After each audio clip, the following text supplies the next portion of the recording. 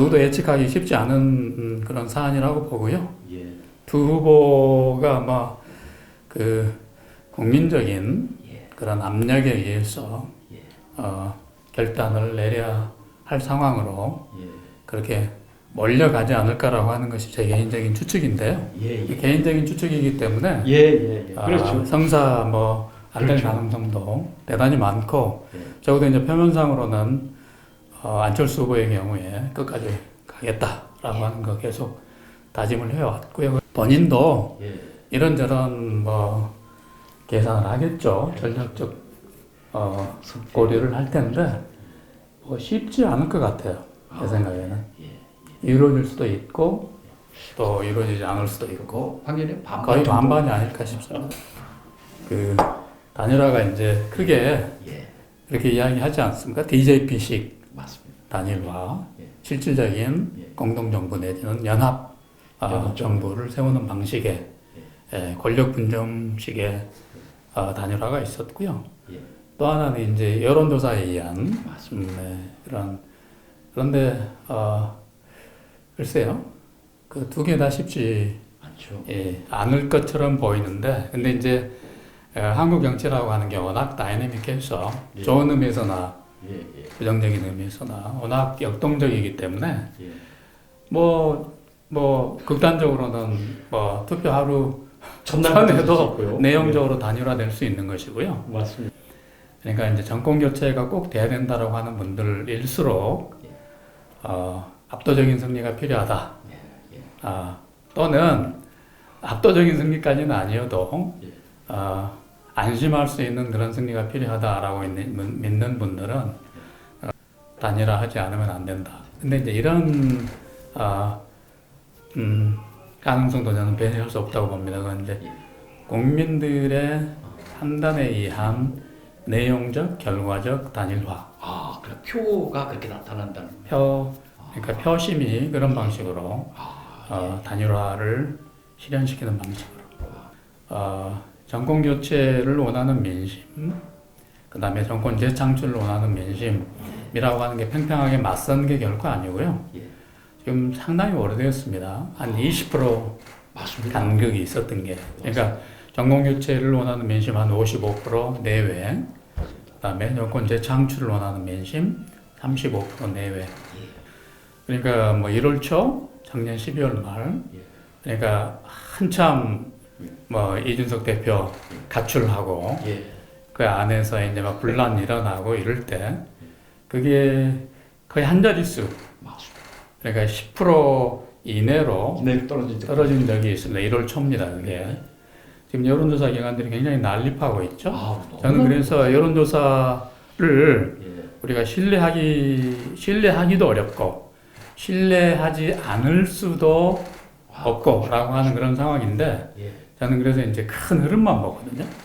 여론조사가 알려주는 거는 큰 흐름, 이게 이제 민심의 어떤 흐름을 사실 보여주는 그런 역할을 여론조사가 하는 것이고요. 그 보면 지금 20%를 넘어서고 있죠, 격차가. 맞습니다. 지금 그러니까 이제 이재명 후보, 김혜경 씨와 관련된 이런 나오면서, 그러니까 지금 딱 한 달 남았잖아요. 한 달 남았는데 그 지금까지의 어떤 대선의 이런 것들, 역대 대선에 이렇게 돌아보면 되게 한 달 전, 40일 전 흐름이 대선의 결과로 나타나는 경우가 압도적으로 많은 걸로 제가 알고 있습니다. 그런데 지금은 저도 표면적으로 나타나는 것들은 여론조사 기관마다 매우 다르지만 굉장히 박빙의 게임을 벌이고 있는 것으로 이제 보여지고 뭐 이런데, 저는 그거보다도 중요한 거는 정권 교체를 원하는 민심이 정권 재창출을 원하는 민심을 압도하고 있다. 이렇게 결정적으로 중요하다는 생각하지 않습니다. 단일화가. 그러니까 20대 대선의 향배를 완전히 좌우하는 그런 결정적 사안이 될 것이다라고 하는 의견에 대해서 이제 다수설인데 제가 좀 유보적인 거죠. 다른 관점으로 볼 수도 있다. 그러니까 문재인 대통령이 지금 국정 수행 지지도가 40%가 넘거든요. 그런데 그에 비해서 이재명 후보의 지지율이 그거보다 많게는 한 10%포인트. 그거는 여당 후보만 그런 게 아니고 예. 야권의 이제 주요 후보라고 이야기를 해보죠. 윤 후보의 경우에도 사실은 그렇습니다. 그래서 60일밖에 안 남았는데 현직 대통령이 5년 차의 마지막 단계에서 그렇죠. 40%를 넘는 지지율을 보이고 있다라고 하는 것, 한국 헌정사에서 처음 아닌가 싶습니다. 문재인 정부에 대한 그 강력한 고정 지지층이 문재인 정부에 대한 강력한 고정 지지층이 있고요. 지금 40%대 초반 또는 뭐 좀 떨어져도 30%대 후반인데 그 30%대 후반, 40%대 초반 이게 그 문재인 대통령을 찍은 투표수입니다. 5년 전에 그렇습니다. 41점 몇 프로였죠. 1%였어요. 그러니까 거의 비슷하거든요. 그러니까 그러네요. 그런데 말씀하신 것처럼 이재명 후보가 예. 왜 그것조차도 담보해내고 있지 못하느냐. 그러니까 이제 이건 그 이재명 후보 본인의 사실은 정치적인 능력 플러스 자질 이것과 관련된 거고요. 그러니까 못 미치는 거죠. 마찬가지로 윤석열 후보도 55%가 넘는 정권 교체에 압도적인 민심. 거긴 격차가 훨씬 더 크죠. 훨씬 큽니다. 예, 그래서 그거를 정말 1월 초 같은 경우에는 전혀 담아내고 있지 못했다라고 20% 하는 것이고요.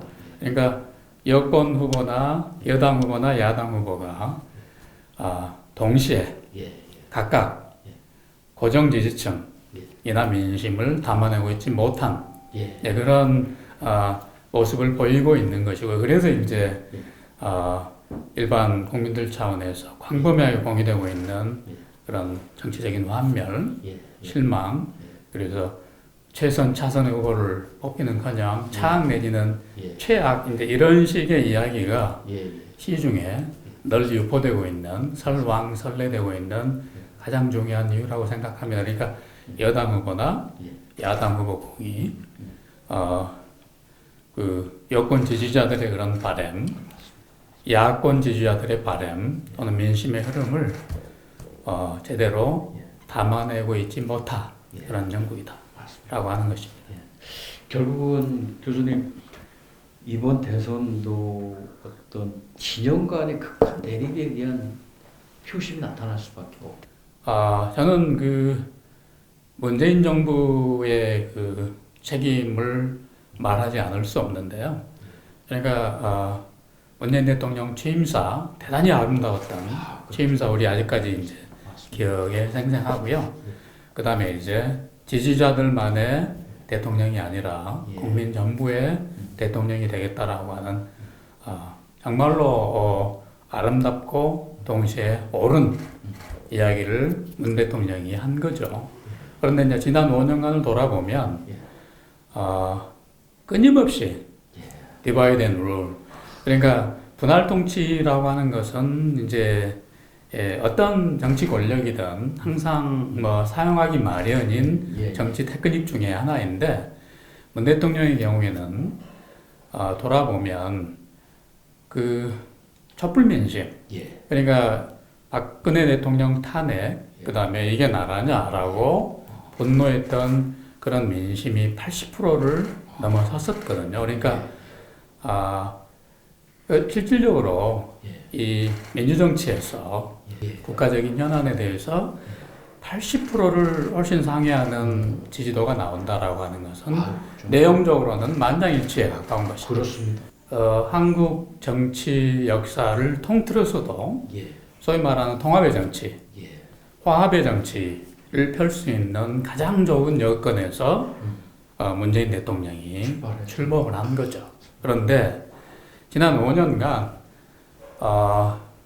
그런 어떤 국민적인 여망 또는 시대 정신이었다고 저는 생각합니다. 맞습니다. 이제 좀 통합해서 제대로 된 정치 공동체를 우리가 만들고, 그다음에 이제 대한민국이 굉장히 중요한 역사적인 그런 전환점에 놓여 있기 때문에 이렇게 해서 한 단계 고양되는, 그게 이제 뭐 선진국이든 또는 뭐 성숙한 정치 공동체이든 굉장히 좋은 여건에서 출발한 겁니다. 그런데 5년